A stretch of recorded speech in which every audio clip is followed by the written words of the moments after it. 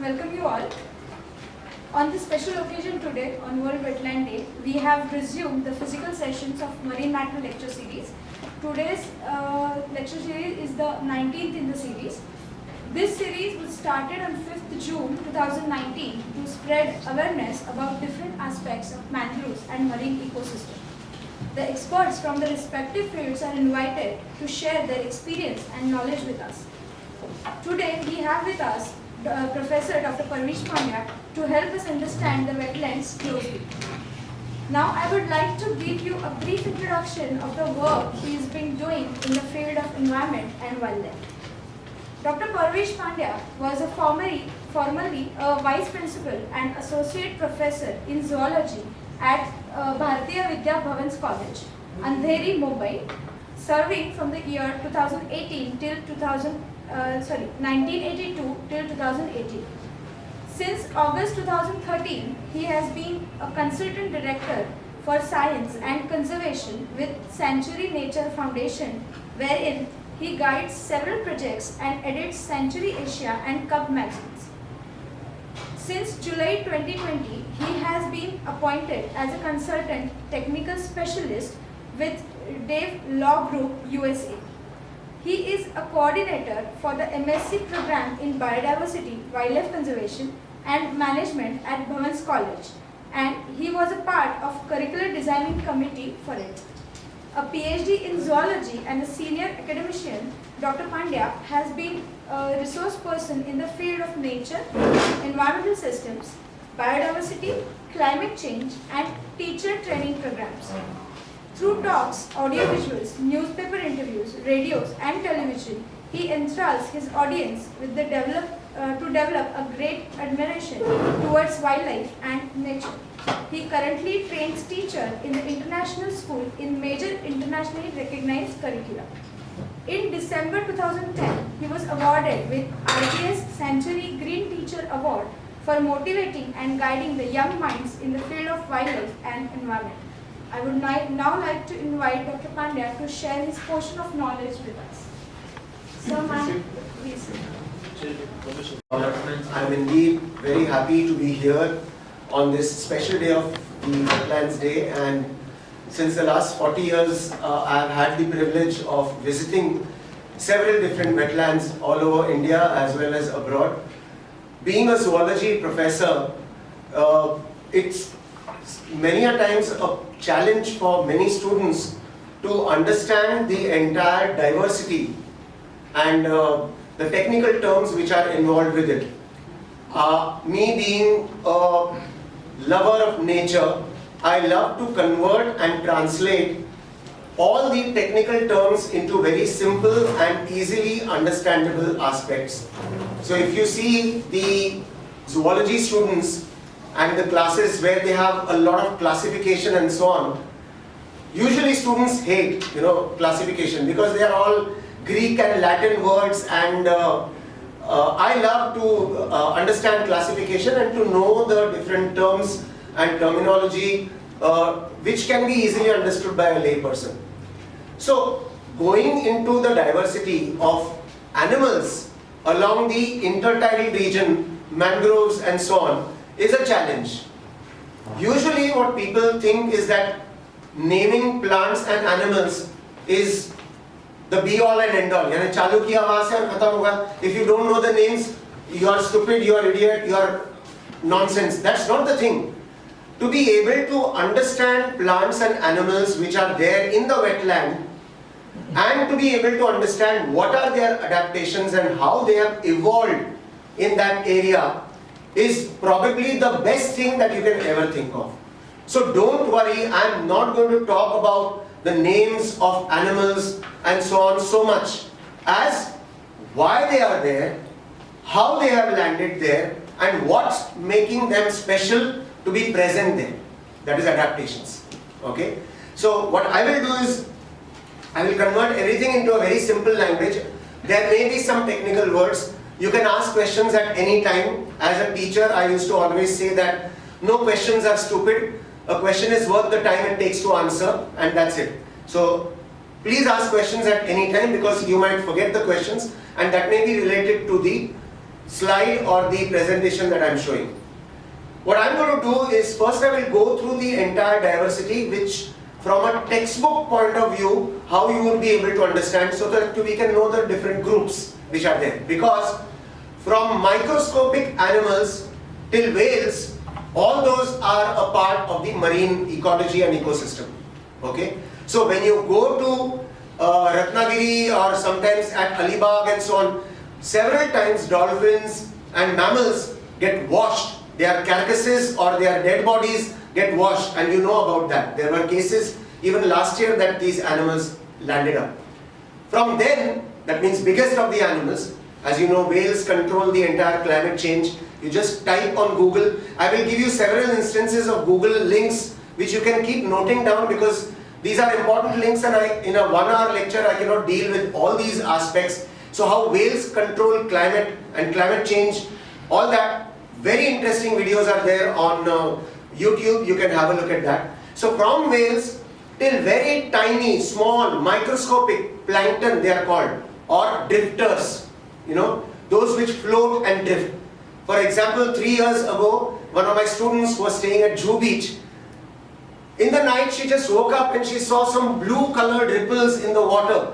And she called me up and she told some of the students, and then we were like every day, every night, hundreds of students used to go and look at that. These are the dinoflagellates. They are called Noctiluca. It's a very tiny microscopic animal, and together in huge swarms and clusters, they are bioluminescent. Bio, living, luminescent, giving out light. This is cold light which they give out, and they are there. And you know, I was very thrilled to see small children of the fishermen's community going there and taking a stick and doing just like this in the water, and suddenly you'll see a blue streak of, you know, sea waves.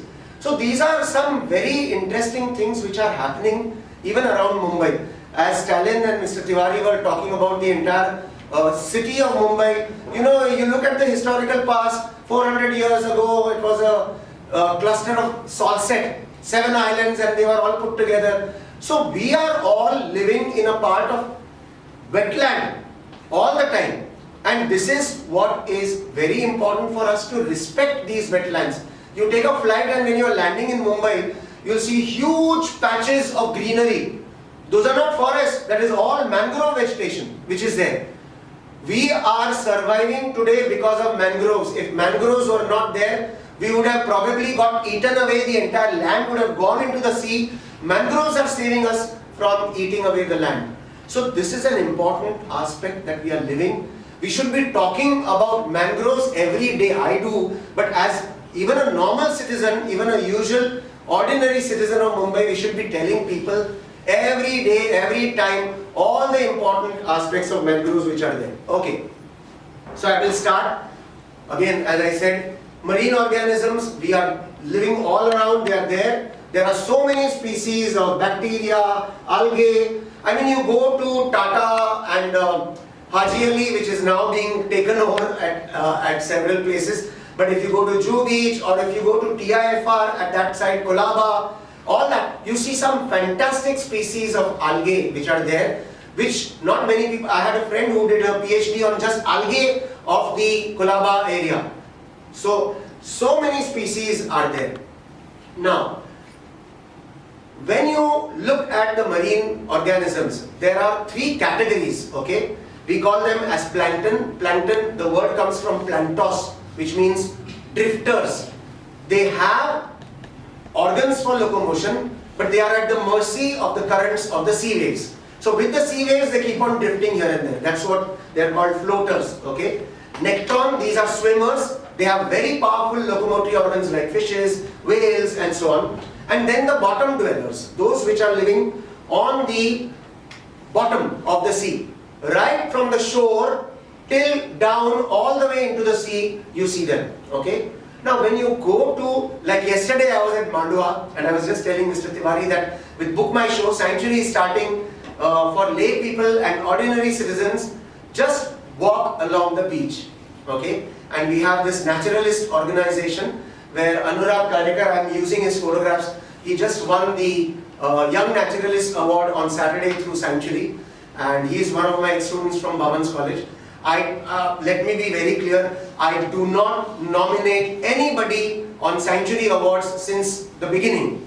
Because somehow or the other people get nominated from other sources and then they turn out to be known to me and so on. Like Theodore Bhaskaran, I know him since 40 years. I didn't nominate his name, but he happened to win the Lifetime Service Award in Sanctuary this year. So anyway, okay, I'm going to ask questions in between so that I know you're not sleeping. Okay, all of you are born and brought up in Mumbai. Can you tell me at what time is the low tide and high tide in Mumbai without even looking at the tide table? Does anybody know? Okay, first question. Every day the tide is delayed by how many minutes? The Mandurov Center people, please don't answer. Okay, the other people who are there. हर दिन Tide delay होता है कितने minute से? I'll give you a clue. उतने ही minute से जितना moon rise होता है हर दिन. Because the tide is because of the gravity of the moon. So how many minutes does the moon rise every day late, delayed? 45. 48 minutes. 48 minutes. Okay, so every day the tide is delayed by 48 minutes. Okay. Now you already know the clue. This was taught to me by my father when I was a child, okay? But unfortunately, general knowledge and common sense is no longer common. Okay, and what is that? Every day, the tide, you can make out the time in Mumbai by referring to the moon day. तिथि, जो हम लोग बोलते हैं ना, तिथि के हिसाब से आपको टाइड का टाइमिंग मालूम पड़ सकता है. कितना है, क्या है? कौन से दिन पे कितना टाइड होता है, लो टाइड, हाई टाइड? कोई बता सकता है मुझे? Can you tell me? You must have gone on a full moon day to Juhu Beach, and at that time you will see at 12 o'clock midnight will be high tide. So take the moon day, tithi, whatever is the moon day, divide that by 3/4, that is the time at which the high tide will be there. यानी 15th day of the moon, उसका 3/4 is 12, so 12 o'clock will be high tide, approximately. Huh? And after how many hours is the low tide?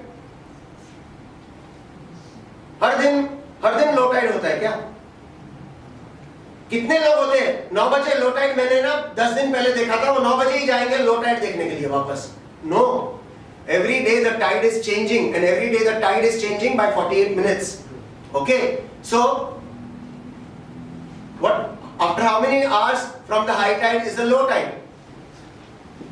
Chalo. You don't have to look at the mobile to see after how many hours. Okay. 6 hours. 6 hours, absolutely. So every day there are 2 high tides, every day there are 2 low tides. Okay? So if the high tide is at 12 o'clock, 6 o'clock will be the low tide. Then later on 6 and 48 minutes, because every time 48 minutes ka delay hone wala hai har din. Okay? So that is how the tide will keep on changing. And this is an easy way to know when you should go to the beach. The best time to go to the beach is when there is low tide, because the water has gone out, and at that time the wet part, the wetland part, okay, which is covered by the tide, high tide, that gets uncovered, and in that you will see several species of animals and plants. Okay, so these are some of the examples of the plant drifters, okay, phytoplankton and zooplankton. These are some of the examples of swimmers, okay, and these are some of the examples of animals which are on the bottom. You can easily go and see all of them if you go into the sea. But as Mumbaikar, we get easy access to the beach and the shore rather than going into the sea. And that is why watching animals along the beach is something which you can do every day.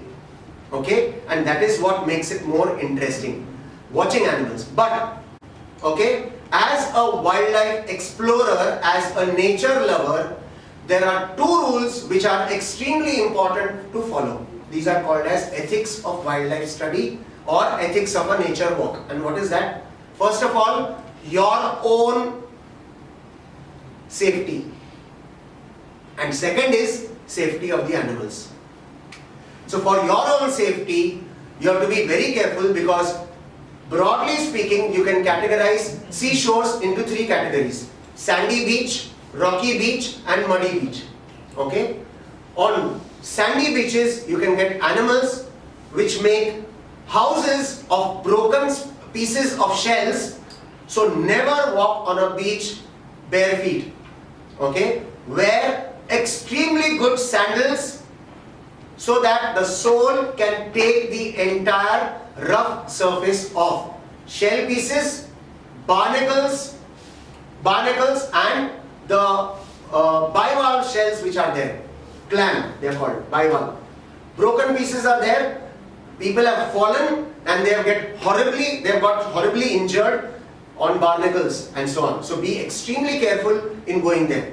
Okay? On rocky beaches, usually a lot of people have a lot of accidents. You can bleed on your sole of your feet if you are walking bare feet. Sometimes even with sandals, because if you fall on the side, your entire arms or back can get bruised because of the barnacles. Barnacles are tiny or big. These are relatives of crabs. I will show you at a later stage. And their shell is what causes the injury. So be extremely careful of that. These are some textbook things. I'm going to go a little bit further away, but the pelagic part, that is the open sea part, is what you can go on boats and so on. Now, as I told you, the most interesting part of the study is adaptations as to what are the features which brings them there and why they are surviving on these beaches. Okay? So if you look at the adaptations of marine animals, the adaptations are because of the challenges. And challenges are what you call as problems which the animals have to face every day. Okay? A, seawater is very dense, it is very viscous, it contains variable amounts of dissolved gases. That means oxygen content keeps on varying. Not only that, the salinity, salt content keeps on varying. If you go to a rocky beach, many a times you will see rocky pools. What are these rocky pools? Between rocks and boulders, as the water goes out into the sea during low tide, it leaves behind rocky pools. And in these rocky pools, these are the best to study because some of the representatives of animals which should have gone into the water have not been able to go inside, and they are there. And what has happened to them? Because of evaporation of water from that rocky pool, the salt which is present per liter, that means salinity, increases. And these animals are so well adapted that they can tolerate high salt concentrations as well. Okay? The normal concentration in seawater on a non-rainy day, because when water precipitates because of the rains, the salinity will decrease. But on a non-rainy day, when there is salinity measured in the sea, it's approximately 35 parts per thousand, which comes to 3.5%. मतलब अगर एक 100 ml में आपने 3.5 ग्राम salt डाला, that is the quantity of salt which is present, okay, in normal sea water. But when there are rocky pools and when the water is evaporating, more salt gets concentrated, and because of that the animals have a problem of facing high salt concentration. Transparency. They have adaptations which help them to make them transparent so that their predators cannot see them. Okay, that's one of the best things that they can do. And of course, as you go deep dive inside, pressures will increase, and pressure means the animals get pressure from all the sides and they have to be able to tolerate. Let us look at some of these adaptations, because see, why I am dealing with this part is this is the reason why there is biodiversity.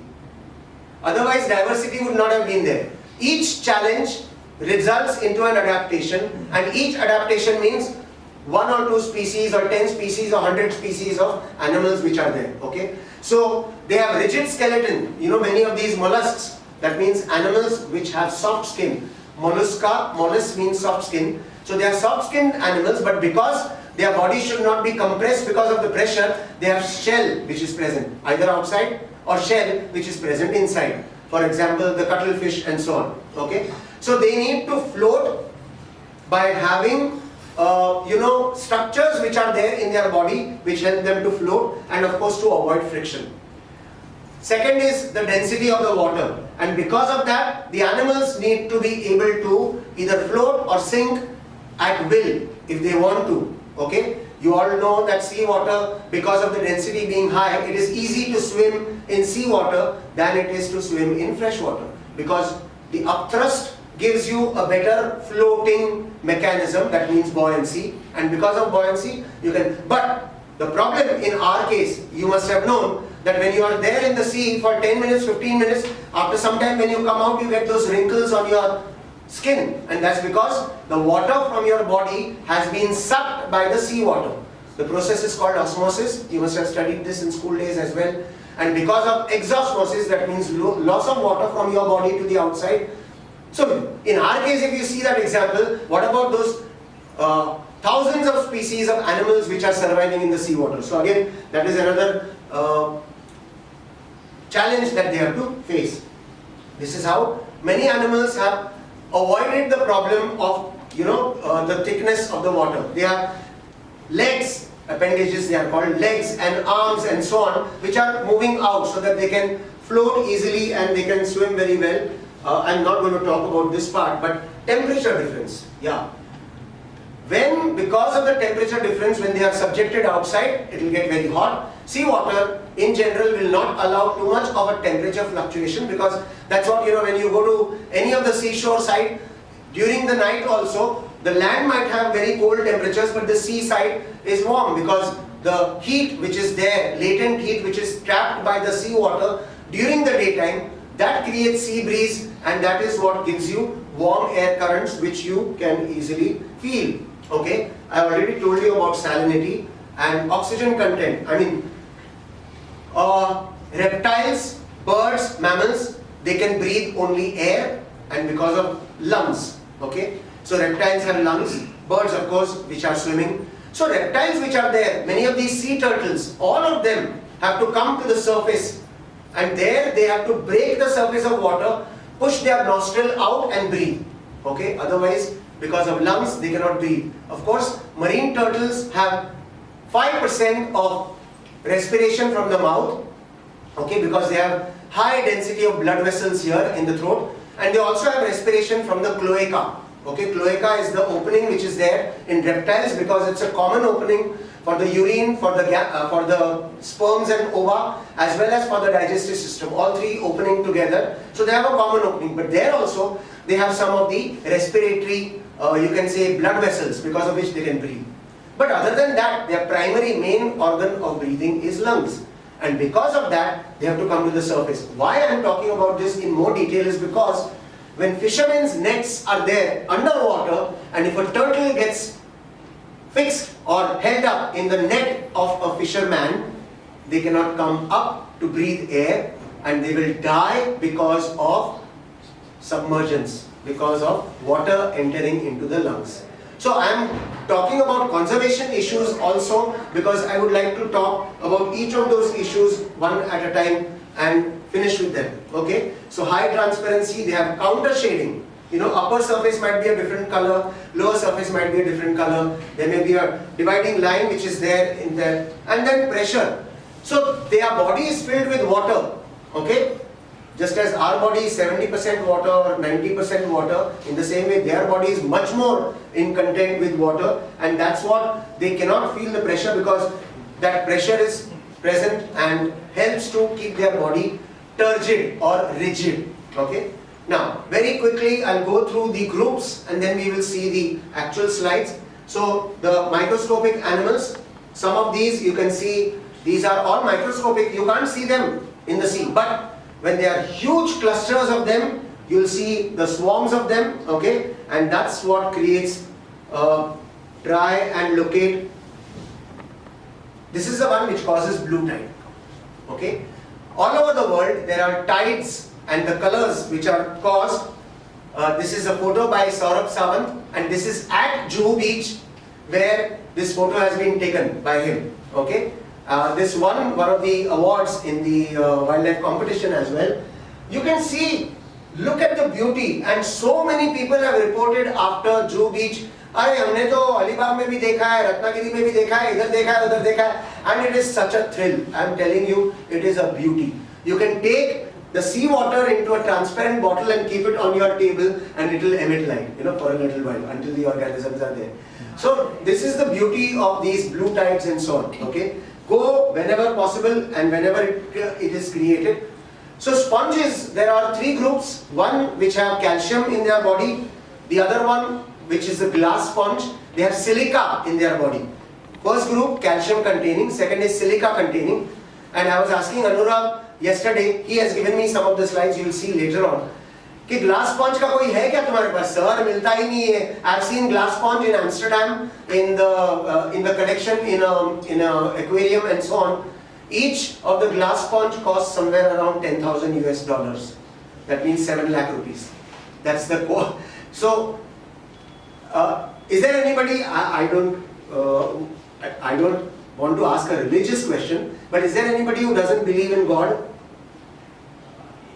If there is anybody who doesn't believe in God, the moment you will see this glass rope sponge, जिसको बोलते हैं ना, Euplectella, if you see that, you will say, कुदरती बना सकता है. Only God could have made something like this, But we know from Darwin's theory of evolution and natural selection that these are animals which have existed on this earth since 600 million years, 700 million years, and so on. 600 million years, okay? From the pre-Cambrian times, they are there. So these are animals which have evolved on this earth. The intricate network of the glass sponge is something which is amazing. The entire body skeleton is made up of that silica and intricate network. Intricate यानी all crisscrossing each other. Fabulous. It's really fabulous. आज ही जाके आप Google करना glass rope sponge, okay? And Euplectella is the scientific name, okay? And the third one is bath sponge. There's only one species which is marine. Now, here I would like to tell you what groups of animals that you have studied in your school days, protozoa till mammals, okay? All the groups are there in sea. Every group has some representation or the other in the sea, okay? And amphibia, that means group which contains frogs, toads, salamanders and newts. Even in that group, they cannot tolerate salt water. But in that group, none of the amphibians are in the water inside, but there is one frog which is found along the coastal region. I'll tell you the scientific name because it's very interesting. It's called Rana cancrivora. Cancri means crab and vora means to eat. So it's a crab eating frog which is found. But other than that, there are no frogs, no amphibians anywhere along the sea. Because, simple, their skin is so thin and all the water will go out, exosmosis, and they will get dehydrated, so they will die. So these are some of the examples of sponges. I think, I love to talk about marine life and intertidal regions because I've traveled, literally I'm a mad guy. I love to travel all over the world. In fact, next week I have to go to Goa. There's a Goa Bird Festival. I have to give a talk there. So if possible, please go online and see the Bird Festival talk. And I'll tell you why my talk is going to be very unique. Okay, I've made the talk. I love to take challenging topics to give talks. I'm going to give a talk on management lessons from birds. So when all of you as a student or sometime or the other, you must have written your CV, your resume. You must have written hardworking, disciplined, meticulous. In all these words, there are examples of birds. Meticulous, hardworking, timeliness, discipline. Some may birds ka example. I'm going to give that example, that talk in Goa. Okay. So why I'm saying Lakshadweep I've been 7 times up till now, and I love to be there on the sea coast because amazing things like all these sponges and corals and so on. Lakshadweep is full of corals. The entire island, there are 32 islands covering 36 square kilometer, or the other way around, 36 islands covering 32 square kilometers. I'm not very good with statistics, but all of them are exclusively coral islands. Okay, so sponges are not corals. I'm coming to that. They are called coelentrates. That means relatives of jellyfish, hydra, and corals. Okay, sea anemone. School में आपको teacher ने और college में आपके teacher ने बोला होगा anemone. Anemone is wrong. It is anemone. Sea anemone. Okay, so these are the sea anemones which are there. These are sea anemones, and you have some of the most fascinating animals which are there. In Marathi they are called samudra pool. Even on Jew beach you can see them. They make tubes and they are found in the tubes. On the surface, in the water, you'll only see these tentacles, but be very careful. Some of these sea anemones are capable of releasing stinging cells. They are called nematocysts, okay? And that stinging cell can cause burning and problem. This, anybody knows the name? I have not kept the names there, deliberately. Yes, this is the blue bottle jellyfish, it's called, okay? And this is the one which comes to Mumbai every monsoon, okay? And during the monsoon, if you go for a swim, the forest department as well as the government puts out notices right from 1st of June, nahane mat jana beach ke pani ke andar. Because if you get this blue bottle on your skin, okay, the tentacles have got stinging cells. These are the tentacles. They have got stinging cells. And these stinging cells can cause burning sensation. And I told you that the best way to learn animals and plants is to ask native people. गांव वाले जो लोग हैं ना, उनको question पूछो हमेशा. मैं जब एक बार मालवण गया था, तो वहाँ पे ब्लू बॉटल जेलीफिश थे, मैंने फोटो निकाले, वहाँ मछुआरे थे, there were these fishermen. मैंने उनको पूछा कि आपको कभी नहीं काटा कि तुम्हारा नहीं चावला कभी? हे, हाँ चावले. Then I asked कि आप क्या करते हो फिर उसके अंदर? तो बोले समुद्र के किनारे there is a plant that is called Ipomea biloba. Okay, it is called morning glory, but morning glory is a common term for all Ipomea genus. Okay, this is Ipomea biloba. The leaves have got two lobes like this. Okay, and what he said is they take the leaves and they crush it on the skin where you get the blue bottle ka injury or infection. Okay, so this is how. Please learn from natives, from communities, from people who are living. Like when I go to Arunachal Pradesh, I talk to the Igumishmi tribal people and ask them all the things about animals and learn about, you know, there is an entire branch of botany called ethnobotany, which means people and plants. Ethno, people, plants. And they have all the knowledge which has probably got incorporated in Ayurveda and with all these medicines and all that. So learn from them. And this is, Skifo means saucer. Bashi, bashi. Kab bashi hote tab. Skifo means saucer. Zua means animal. Saucer ke jaisa animal. Bashi ke jaisa. Why? Because their body is upside down. Jellyfish. Okay. In zoology, in animal names, there are several animals which don't mean what the name says. So jellyfish is not a fish. Okay. Starfish is not a fish. There are several such animals which you will see. So these are jellyfishes, and you have to be again on lookout at the seashore. You'll see them sometimes stranded on sandy beaches and so on. Sea anemones, okay, corals. The best thing in life to do is to see live corals, not dead ones. Okay, live corals, and for that you don't need to know swimming. You can even do snorkeling. ऊपर float करते रहो. एक pipe है इधर से Lakshadweep. There are several places. Malwan में they have this snorkeling that they allow you to do. You should go there and do it. You don't have to spend thousands of rupees to go to Andaman or Lakshadweep. You can do it in Maharashtra itself. We are one of the luckiest state, I would say, Maharashtra, and we have all the possible kinds of things. I mean, corals and sea fan. Some not this, but where is? No, it's not here. In the slides it says sea fan. They're called Gorgonia. You see them at several parts of Mumbai. You can see them. Okay, so that's the beauty. You know, living in Mumbai, we have right from beach. Angria is one of the latest islands which Sanctuary has covered in the last issue in December or October issue about the entire story of Angria and how it's a fantastic island with a superb biodiversity which is present, and now the government is already saving it by announcing it as a reserve, as a sanctuary and so on. Please read Angria, A-N-G-R-I-A, Angria. Okay, so we are very lucky. We have samundar se leke, island se leke, jungle tak, we have got all the possible things. Snow-clad peak nahi hai, but snow kisko chahiye? Hum log happy hai yahan pe. Okay, worms. Okay, these are called Annelida. Apna earthworm ki varieties jaise rehte hain. This is one of the commonest variety of clam worm. It's called. Don't go into scientific name. If you are interested, you can note down and so on. But yes, these are clam worms. They have got legs to the outside which have got very tiny kind of, you know, bristles which are there with which they can swim in the water. Okay. Now, An interesting thing on a sandy beach that you will see many a times is these worms which make a tube inside, okay? And in the tube, what they do is they collect pieces of shells and they keep it as a shield, as a armor, kavach.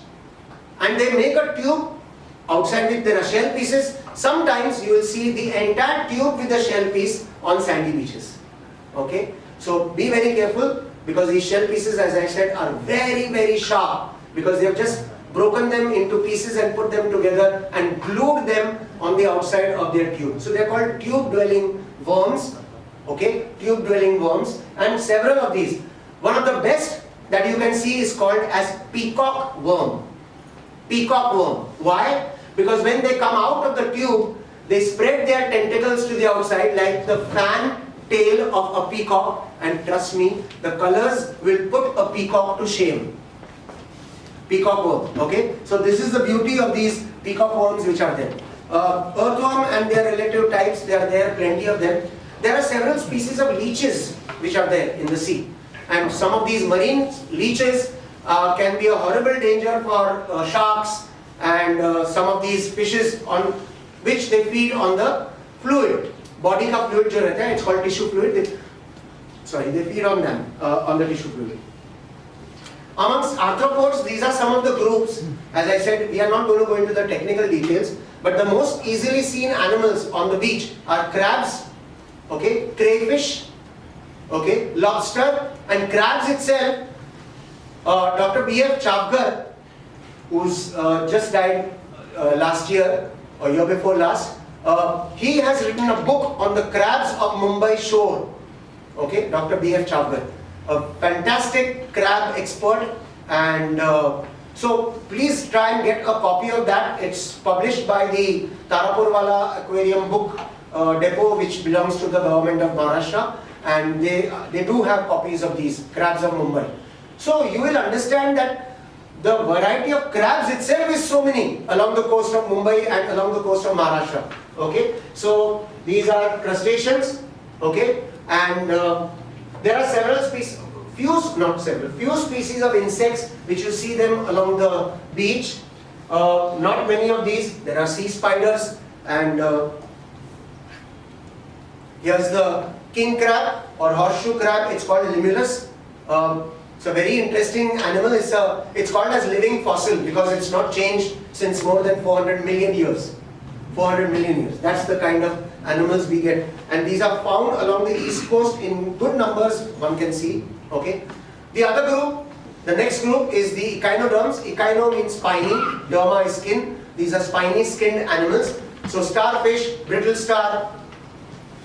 Anybody knows this? Sea urchin. Sea urchin. Okay.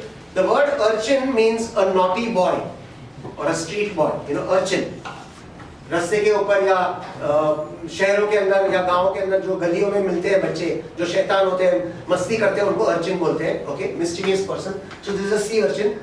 Go to, again, I'll keep on talking about Lakshadweep. Go to Lakshadweep, you have these sea urchins which have got huge spines and round, इतने बड़े-बड़े, huge ones which are there. I mean, एक time पे मैंने एक photo दिखाया था of these sea urchins. It looks like a campfire जिसके आजू-बाजू में logs of wood रखे हैं, So that's the kind of thing you can see. And then of course feather star.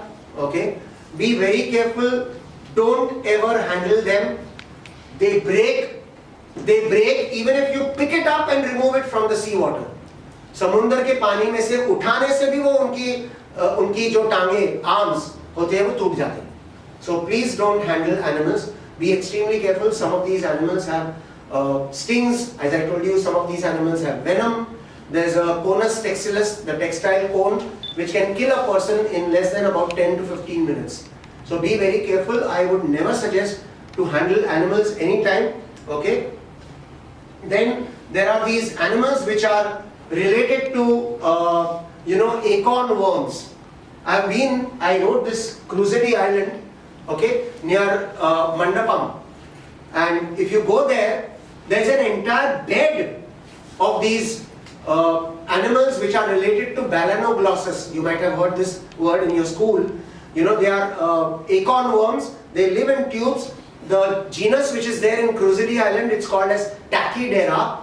And I mean, as a student used to think कि कभी जिंदगी में मेरे को ये animal देखने को मिलने वाले हैं. And when I went to Crusader Island, it's an entire bed of these animals, and it's a reserve now. It's all protected area. If you go there, you can see them. Okay, so they are all marine animals, and they have these very peculiar aspects. Okay, some of these second relatives, which are called Urochordata. Uro means tail. In the tail, they have the backbone, or you can say vertebral column type of a thing. Okay, not vertebral column, but the backbone. So what they do is, they are found along the sea coast. They squirt out water, and that is why the common name is sea squirt. Squirt यानी कि पिचकारी. So what they do is they take the water inside with the siphon, sucking organ, and later on they will release it out like a pichkari. So these are found sometimes along the beaches. This is not found along the beach, but if there is a dead body that you might see, this is another example called lamprey. Okay, they are commonly called as hagfish and lamprey. Hag, English word hag means an old, dirty woman. Okay, hag. So hagfish, because they are very slithery, slimy. They produce a kind of a slime outside. You can't handle them easily because there is too much of slime outside. And they have these mouth which has got cutting. They are called rasping teeth. Ekdam cut karte hain. That is what they use to cut the skin of fishes and larger animals, and that's how they can survive.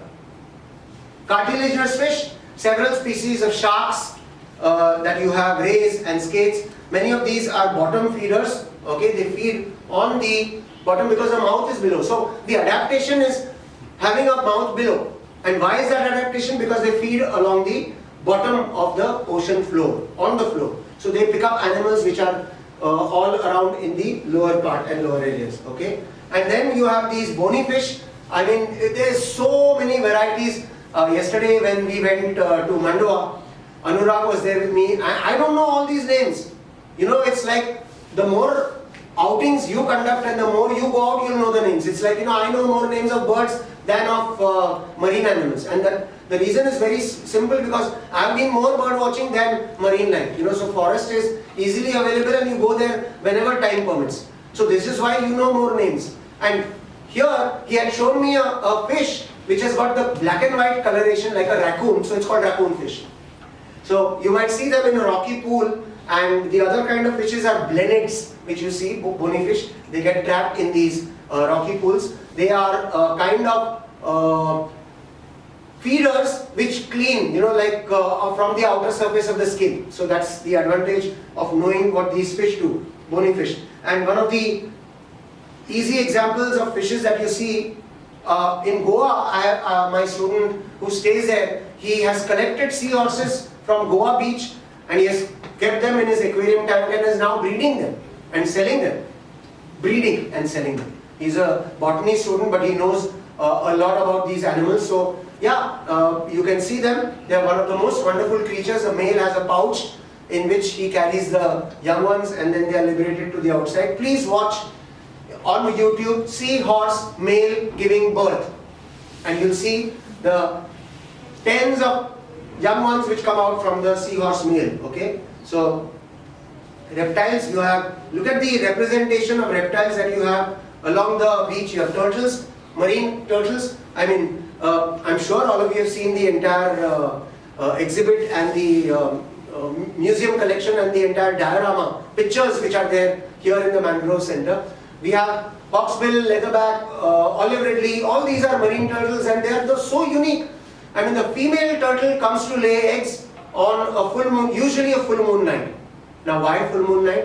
That's because now you know that 12 o'clock will be high tide, and the high tide will reach very far. So the mother, before laying eggs, she knows high tide idhar tak hai, तो मुझे इसके बाहर जाना है, उसके ऊपर जाना है. With the flippers, they will dig out a nest. They will lay their eggs, about 100 to 120 छोटे ping pong sized ball eggs. And this is a problem. Forest Department has usual problem of catching these restaurants where they sell turtle egg soup.